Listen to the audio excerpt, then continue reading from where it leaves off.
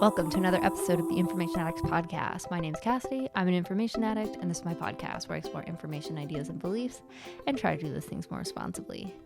So for the next couple of conversations that I have to release for you, they're all about femininity and masculinity or topics around that subject.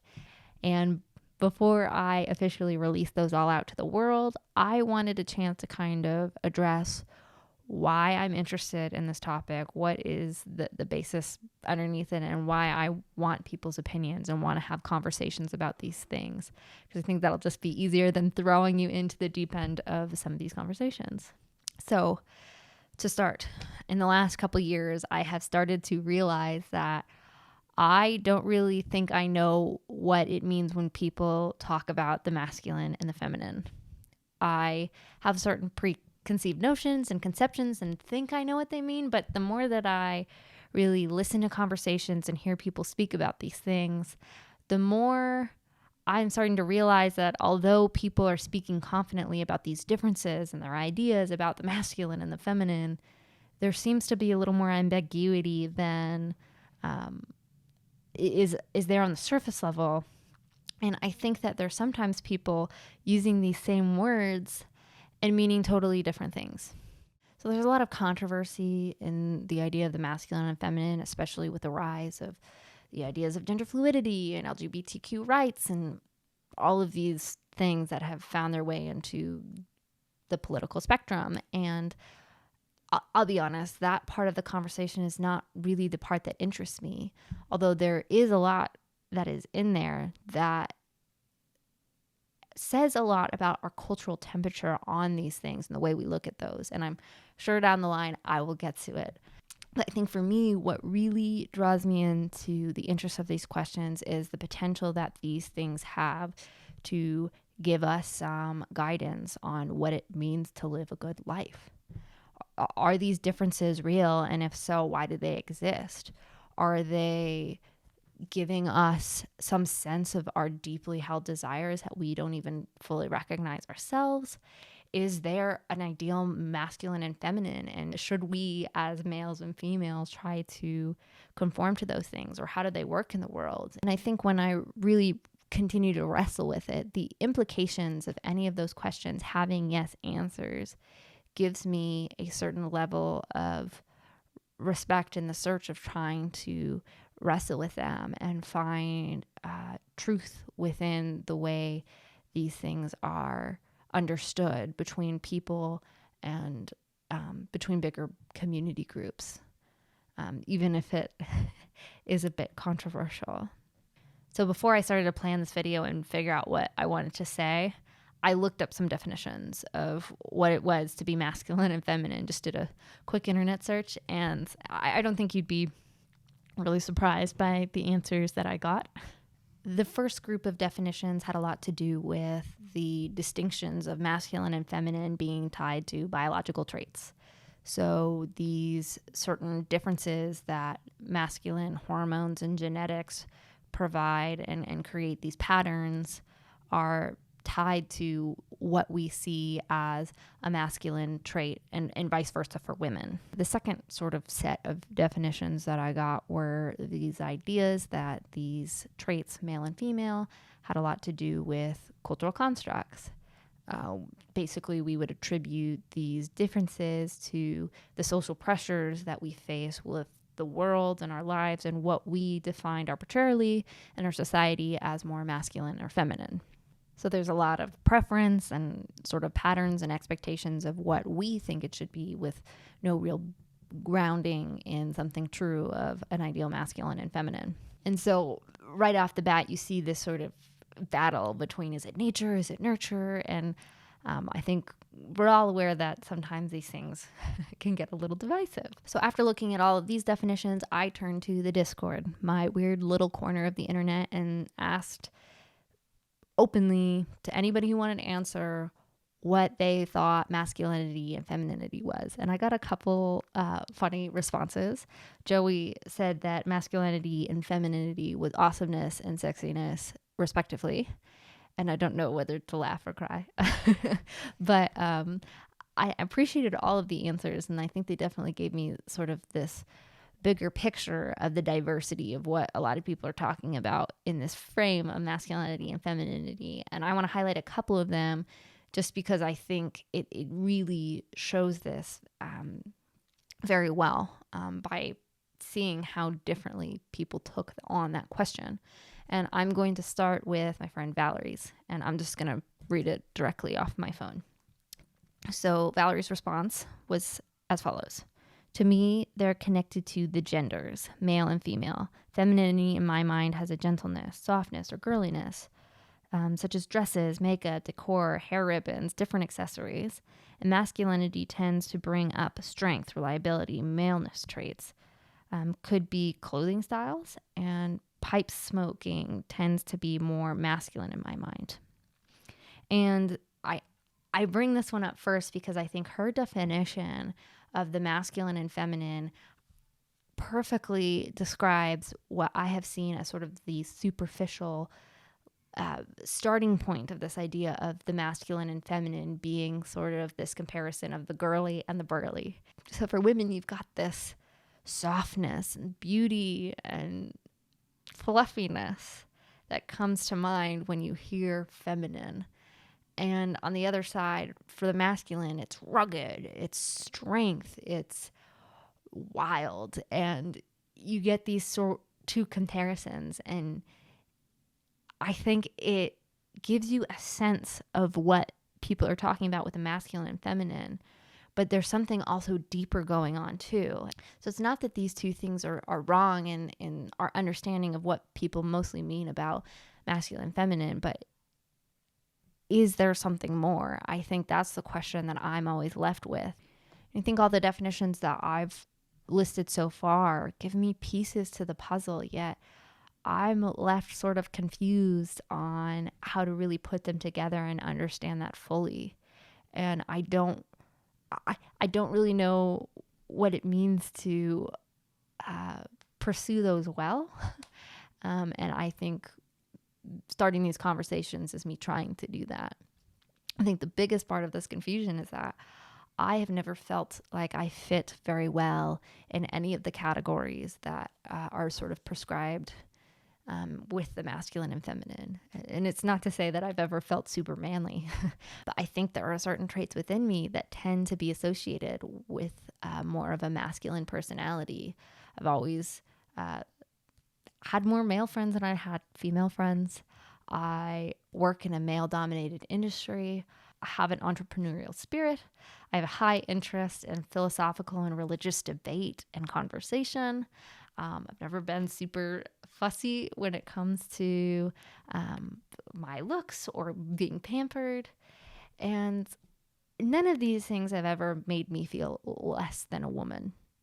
But it does make me an oddity for my gender and a lot of the communities that I've been a part of. And I just wonder why. Is there something culturally going on here, or is there a genetic component? And I mean, at this point, I think there's probably both, but how do we recognize those and wrestle with those is something I will be honest, I don't know how to do. I think a lot of times when I really wrestle with the question, I can't see how all of these things would all be genetically bred into us. Of course, I see that to a point. We can look at what estrogen or testosterone does to the body. Estrogen gives you softer features, and therefore, in our minds, we take that pattern of softness and attribute that to women. And testosterone, it makes your muscles stronger, and so you could see how something like athleticism or strength is attributed to men. But there comes this problem where not everything that requires physical strength or athleticism is attributed to a male characteristics. For example, gymnastics or ice skating. These things are not masculine sports, yet they require a massive amount of strength to really be proficient at them. And then you have women who tend to be more athletically inclined and find themselves sort of in this more physical realm. You know, an extreme being like a bodybuilder. That doesn't seem like a feminine profession or trait, yet they exist. And you're just sort of baffled by these subversions to what we would expect within these gender expressions, if you will. So there's a part where I see the genetic ties, but it's a little bit cloudy. And then, of course, there's all of these social pressures and these narratives that we're fed that give us ideas of what it is to be male and female. We watch TV shows, we have advertisements, all of these things feed us these narratives that give us an idea of what is a stereotypical man and a woman and how those things play out in the world. And it's not even just the stereotypical sort of versions of these things. There's also a level in which, you know, these versions have become a narrative characteristic as well. We're in an age where we're trying to redefine gender roles and what that means. And we get these stories that are told to us that give us questions of how much is this made up by the world we live in and inhabit. And I mean, I look at myself, I grew up in an age of second and third wave feminism.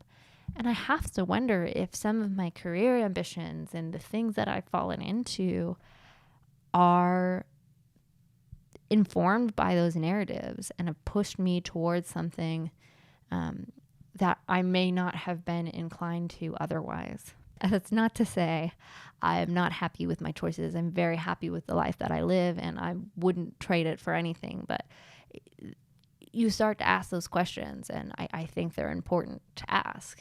So another really interesting definition and comment I got about the masculine and feminine came from Aretas.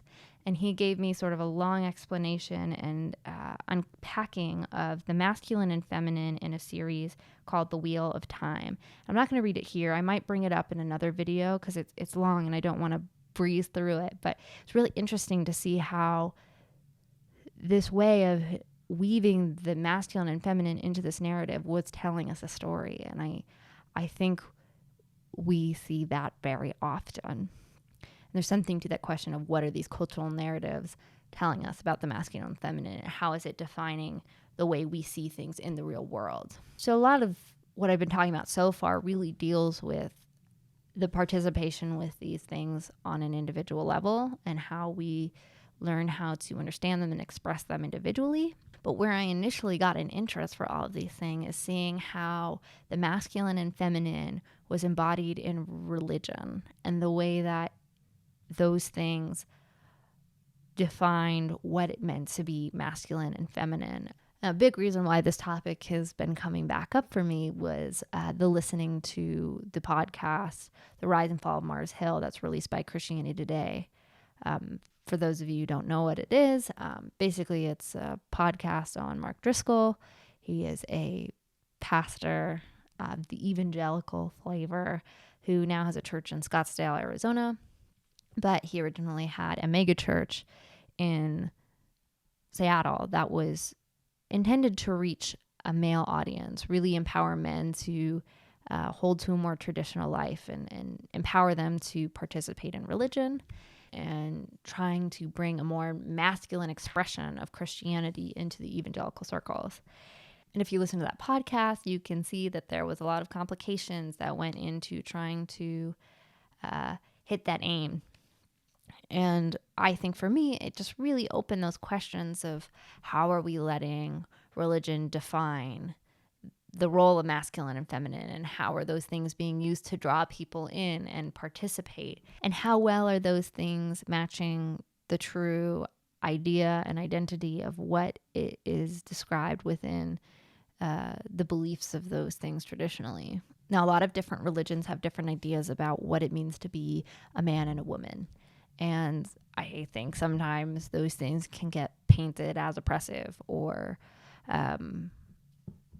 minimizing or limiting for the genders. And I'm not going to argue that there aren't some expressions of these things that can be that. But I think the more that I've sort of dug and tried to understand religious perspectives on men and women and why they hold those things, there's a really intricate story and web and interaction with these things that are being defined by religions, and specifically the Judeo-Christian religions because that's the one that I've spent the most time really trying to understand these things through.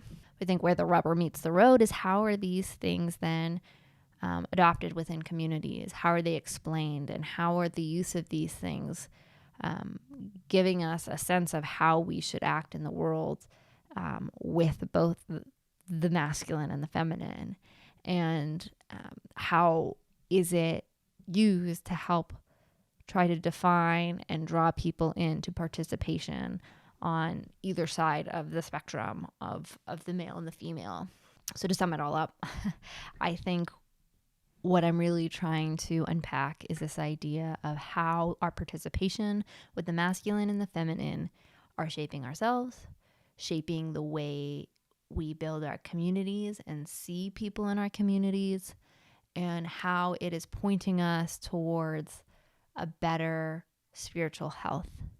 And those are all topics and questions I want to tackle in the future. So that's all I have today, but tune in if you want to hear more. And with that, I will close the Serenity Prayer.